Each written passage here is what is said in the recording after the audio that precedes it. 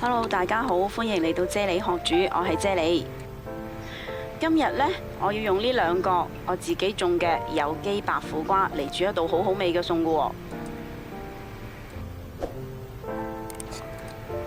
白苦瓜呢係比綠色嘅苦瓜呢更加厚肉啦、多汁啦，同埋爽脆㗎喎。同埋呢，佢仲冇綠苦瓜咁苦㗎喎。白苦瓜呢，仲有利尿啦、降糖尿啦，同埋滋肝養血嘅功效㗎喎。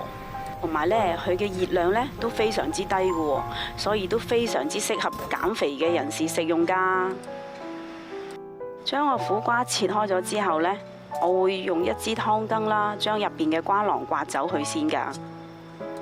刮走咗瓜囊嘅苦瓜呢，我會將佢切成一片片嘅厚片㗎。咁樣切嘅苦瓜呢，就會更加爽脆啦，咁樣先可以食到白苦瓜獨特嘅味道㗎喎。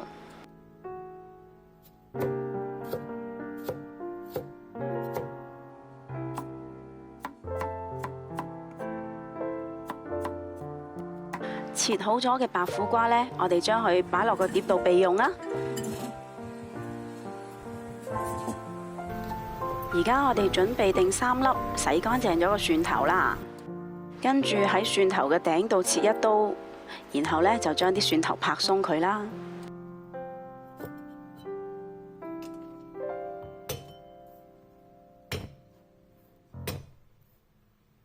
咁樣呢就會好容易將啲蒜頭衣呢搣走佢噶啦。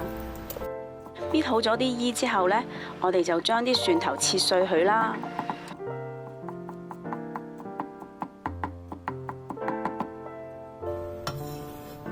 跟住擺喺個碗仔度備用啦。我哋用大火將個鑊燒熱，跟住落少少油啦。跟住呢，就將啲蒜蓉擺落鑊，爆香咗佢先啦。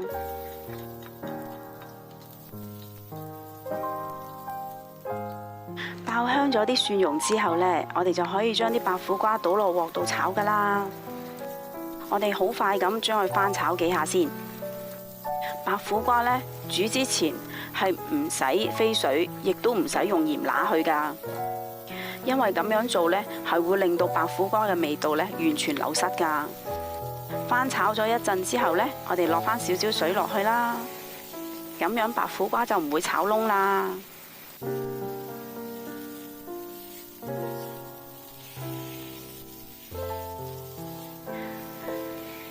跟住呢，我哋就稍為落少少嘅調味料啦，嚟同啲苦瓜調下味啦。我會落少少嘅鹽啦，少少嘅糖啦，跟住呢，就將佢哋翻炒均勻啦。其他嘅調味料呢，都唔需要落噶啦，唔好等啲調味料呢搶咗苦瓜原有嘅味道啦。炒苦瓜嘅全程呢，我只係用咗3分鐘嘅啫，因為呢炒得太耐呢，白苦瓜嘅營養呢就會完全流失晒噶啦。